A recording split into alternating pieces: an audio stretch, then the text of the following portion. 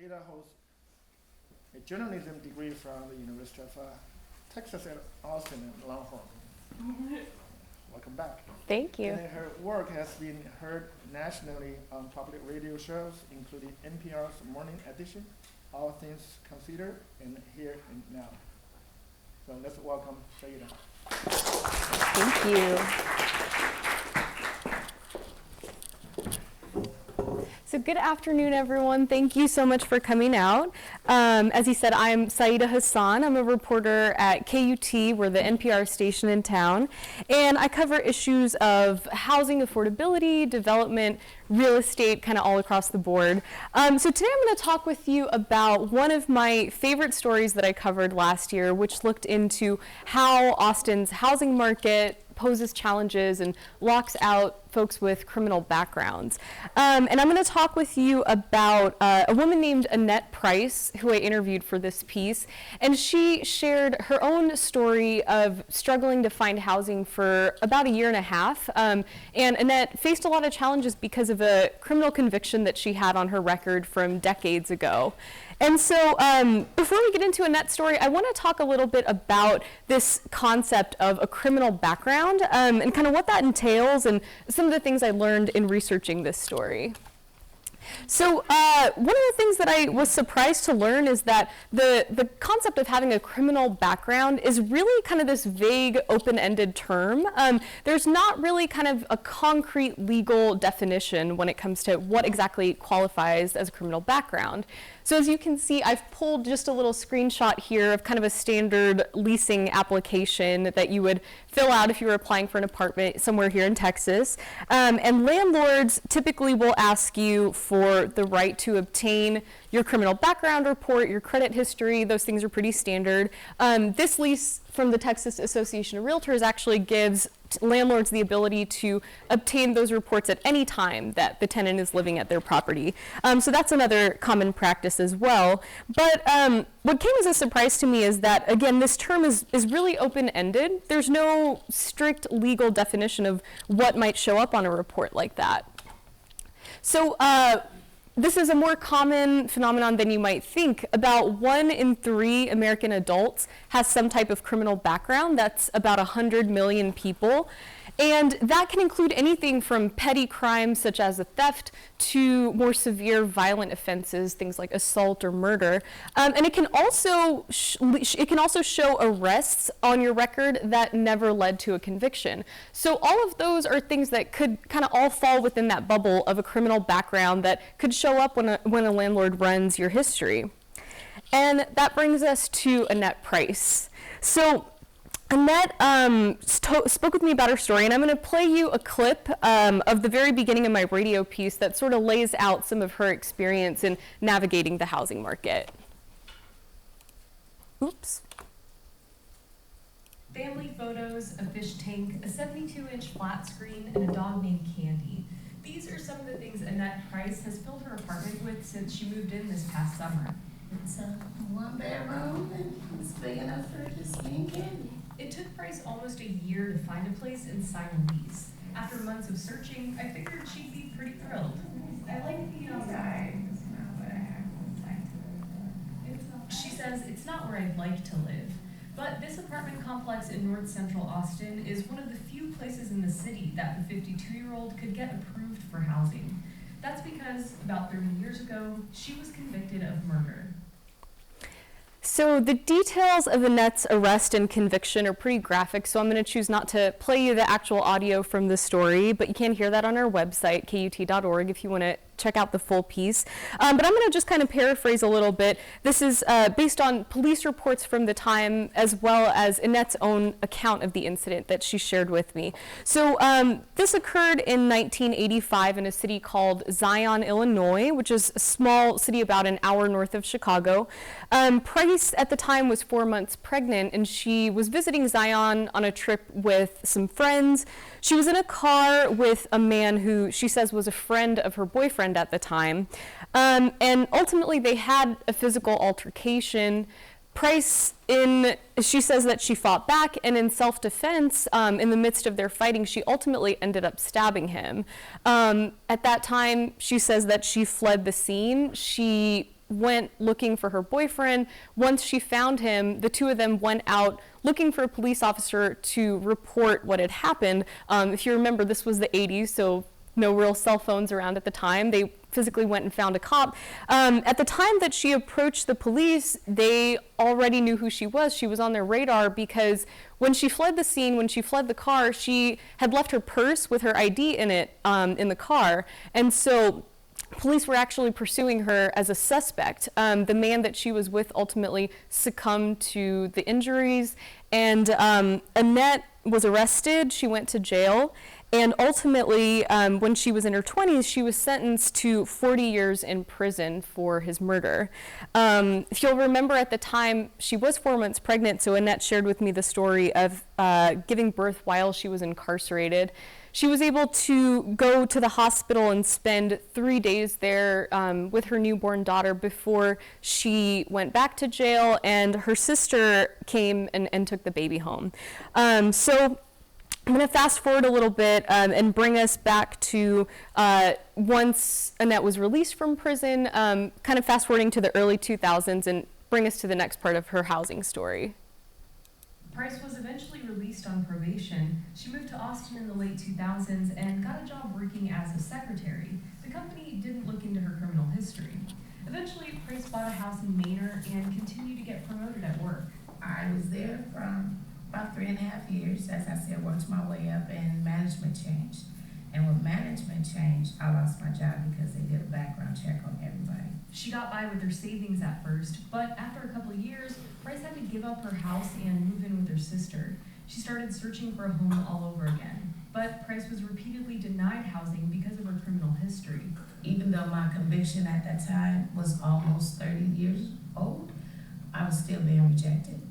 Most of the apartment applications, they had on there if you ever had a conviction.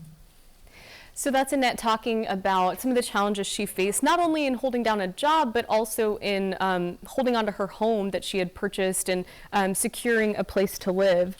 So she ran into issues, as she mentioned, you know, a lot of those applications will ask a prospective tenant, have you ever had a criminal charge or conviction? And we'll look into your history for your entire life. And that ties into something called a look-back period, and we'll talk about that in a little bit more detail in a bit.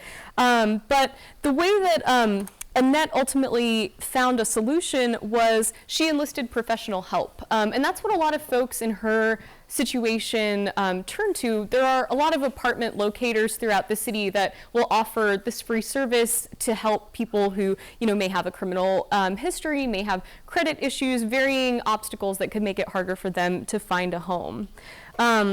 So I want to talk a bit about kind of the state of the market and the regulations or lack of regulations that exist here in Austin and how they compare with other housing markets. So here in Austin, I learned in researching the story that there's nobody really dictating to the private market, to landlords, how to navigate this issue and how to handle cases like Annette's when a prospective tenant with a criminal background comes to them. And so I spoke with members of an advocacy group here in town called the Austin Travis County Reentry Roundtable. And they focus on helping people who are recently released from prison re-enter society and kind of reintegrate back. One of those things includes finding a place to live. And so I have a couple of findings I've noted here from a study that the group released in 2016. Overall, one of the big takeaways is that there's a lack of transparency in this process because, of course, this is something that's going on the private market. It really happens on a case-by-case basis. So it's tough to pin down just kind of how widespread of a practice this is to turn away prospective tenants with criminal backgrounds.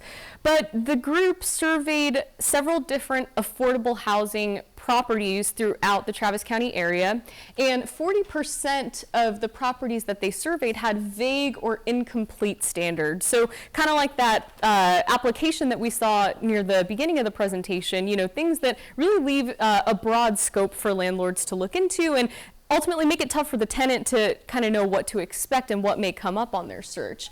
Another important statistic is that less than 20% of the properties they surveyed offered some sort of an appeals process. And this was a new concept for me, but the researchers really pointed out how that can be a way to have that prospective tenant put their story into context. I think if I were to just tell you that Annette Price has a murder conviction, you'd have a very different impression as opposed to, hearing the entire context of her story. So that's kind of the thinking behind that, is that if someone is turned away for some type of mark on their record, that this appeals process could give them a chance to tell their entire story and really put it into context, and maybe to be able to secure a place to live.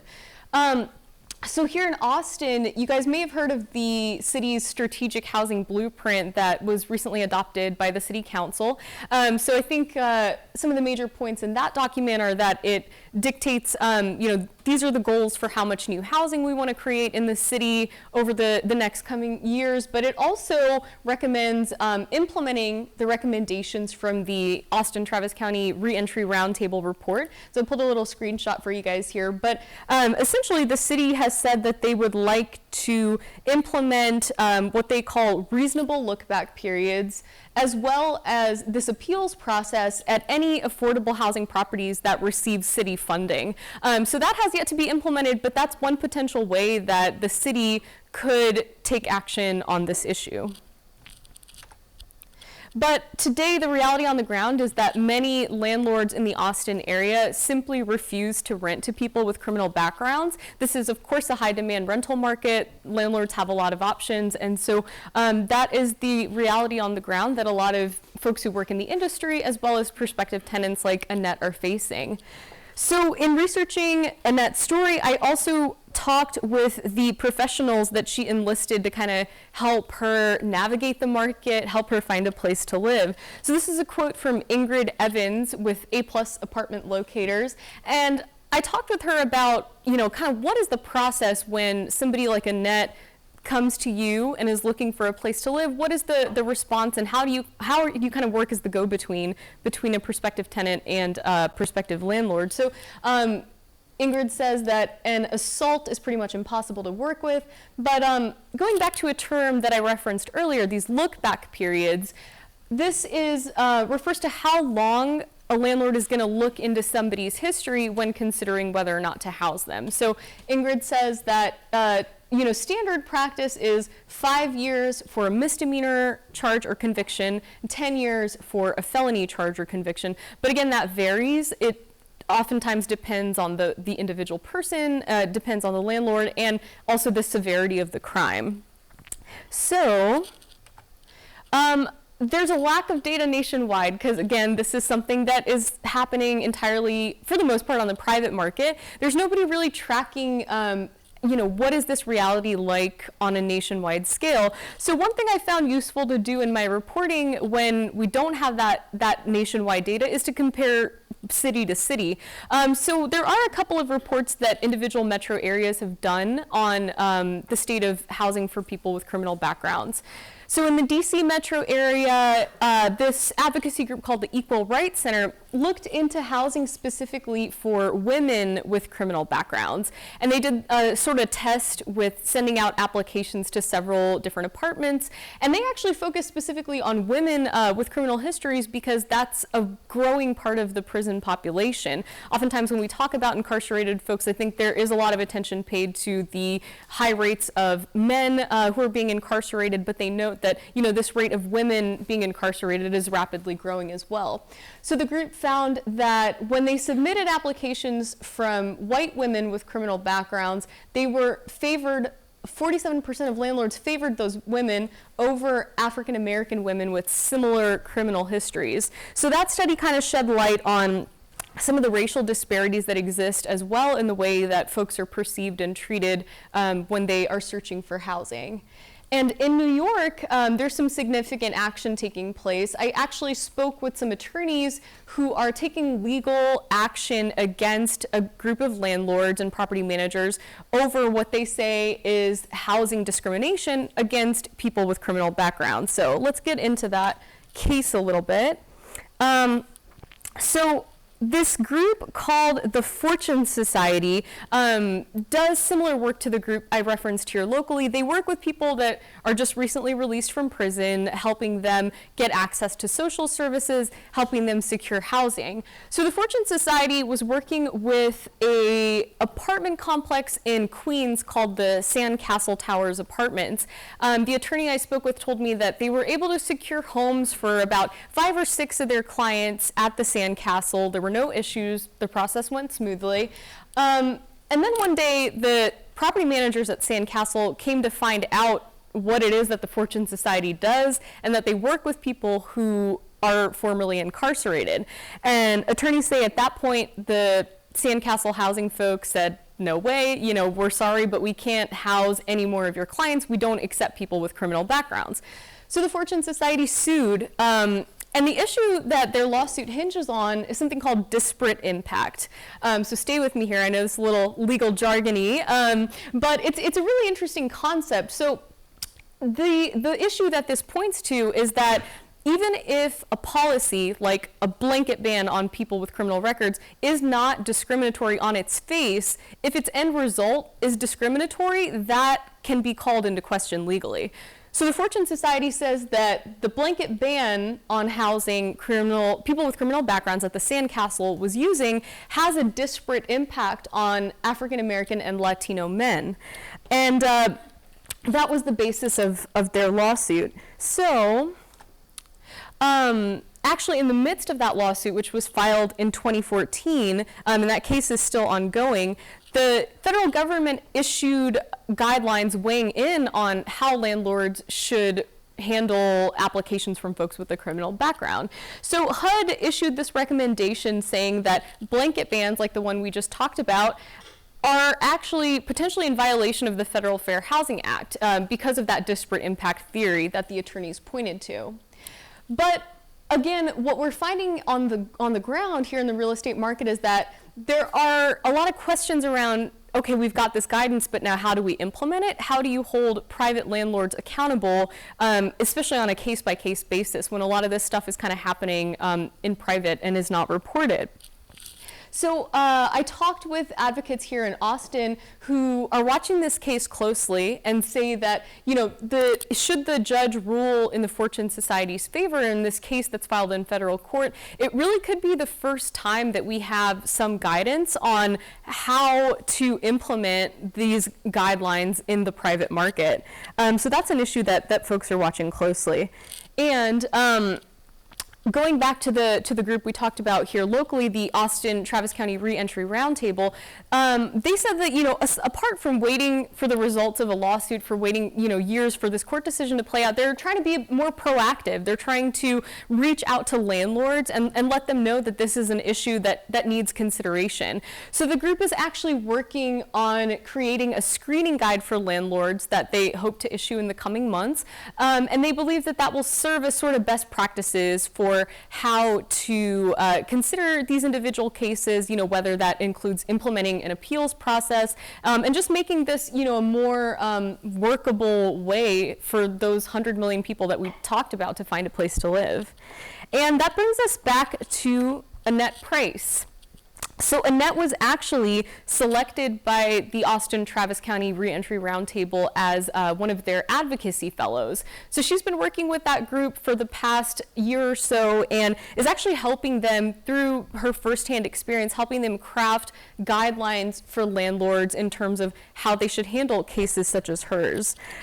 So you know, we can talk a lot about policy and kind of the state of the rental market, but I think what's most interesting for me and what's been, I think, one of the most impactful parts of this story is really hearing from people like Annette and hearing their firsthand experience. So one of the most powerful points that she shared with me is that even though she served decades in prison, realities like the struggle to find housing, the struggle to hold down a job make her feel like she is still serving time for the rest of her life, you know, that this is kind of something that's always going to be weighing over just everyday interactions. And she talked about what it's like to live with the weight of this big secret. You know, now she's advocating publicly, she's talked about this openly, but for a long time, like so many people, this is an issue that she really just tried to keep private and move forward from. So she talked with me about how she hopes that people will take some things away from her story. So I'm going to play one last clip for you guys and let Annette kind of speak to this in her own words. Price hopes to show people that having a criminal record is more common than they think. That neighbor that you have, that you make brownies with, that you attend PTA meetings with, they may have a conviction that you're unaware of. And she says no one wants to be reduced to the worst moment of their lives. We are all humans. We all make mistakes. And I guarantee you, everybody has a secret that they haven't shared. And just because my secret is out in public, that doesn't mean I'm less than you are. Price says she'll always feel sorry for having ended someone's life. But she says once people have served their time, they just want to move forward, including finding a place to live. Syeda Hasan, KUT News.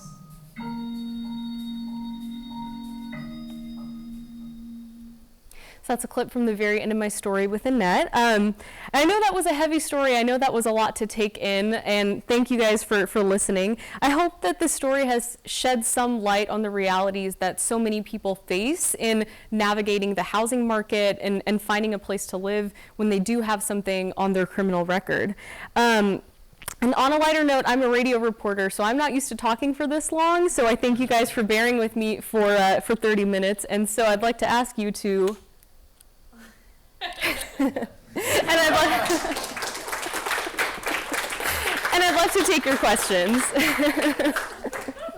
Sure, in the back. I had a question.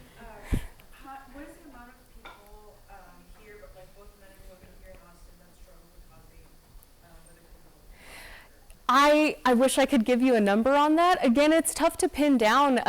Most of the statistics that I was able to dig down for this story are on a national scale. We've got some statistics from the federal government, but I really could not find anybody that keeps track of that number locally. And I think part of the challenge again is that this is a really vague kind of open-ended term. It's not really kind of this concrete legal concept. So I think that's something, worth digging into for a future story, but unfortunately right now I don't have a super clear answer on that. Yes? Do you think that disparate impact lawsuit is affected by the change in HUD leadership since it began? I haven't checked in with the attorney since the change in HUD leadership. So no, I unfortunately can't speak to that for sure, but I don't know that, so that HUD guidance was actually issued in the midst of this lawsuit going on. I actually talked with the attorney and I realized that, that guidance came after he had already filed the lawsuit, and I said, what was that like? And he's like, that was actually the morning before one of our hearings, and he woke up and saw the news. So that was kind of a great sign for them, and they took it as a sign that, hey, the thing that we're arguing for is being backed by the federal government. So those guidelines still stand. I don't know that they have been changed at an official level, at least not as of yet. So I wouldn't imagine there's been a lot of change there, and that lawsuit is still playing out in federal court. I'll be sure to follow up and do a story once we see a result coming out there. Any other questions? Is this something, since it's a federal housing laws, is this something that Austin, like the city council, could approach in any kind of way in terms of putting pressure on landlords to be more open on who they rent to?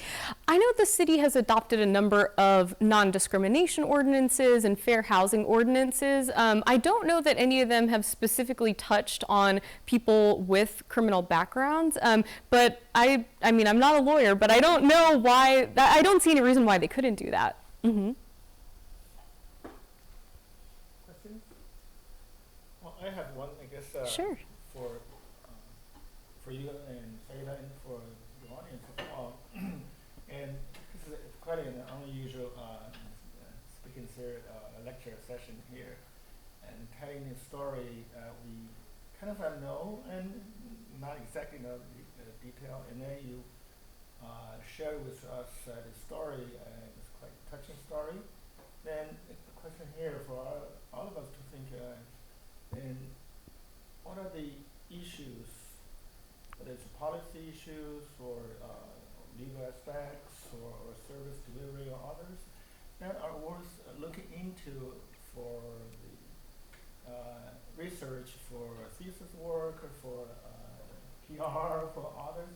So for us to explore further, so you have to share with us a reality facing, wow, 1/3 of American adults.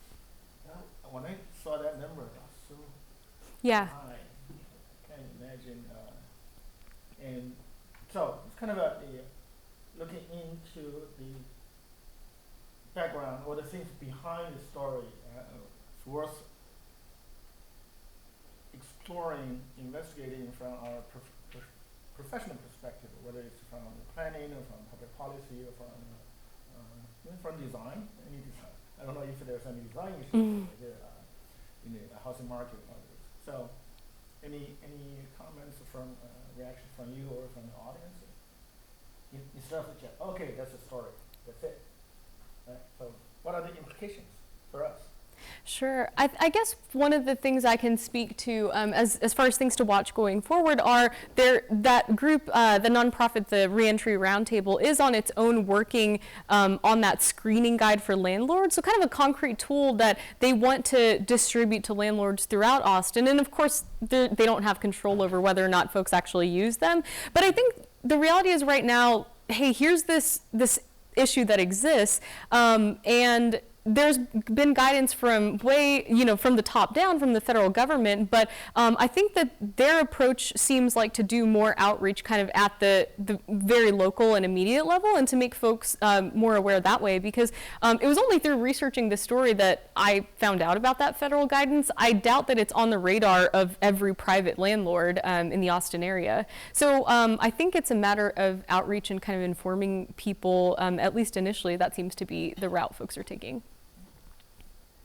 Any comments from the audience? But I guess at least one in this HUD case still ongoing in terms of the question about the implementation of the HUD guidance. That's certainly worth watching. Because in planning practice has been strongly influenced by planning regulation laws. The zoning, the very origin of the zoning, traditional conventional zoning practice, and even currently, people who are taking planning law classes in CRP program, and watching the legal cases, whether it's happening at the local level, particularly the Supreme Court, that upper level, and it will change the planning practice significantly. So look at the history law class. So many cases when you take AICP exams, and you have to go through those legal cases, interpreting their implications for planning practice. So I guess in this case, that case is certainly worth watching, informing Dr. Rochelle Rollins. Probably she's also watching this. Yeah, absolutely. What? Any more questions? Let's have a look at the case, maybe when the semester is over, to see if there's any progress, and then we'll come back in the next semester and see before and find out the outcome of that case. Yeah, I'll be sure to update you if I hear anything from the attorneys. Great. Well, thank you very much. Thank you so much.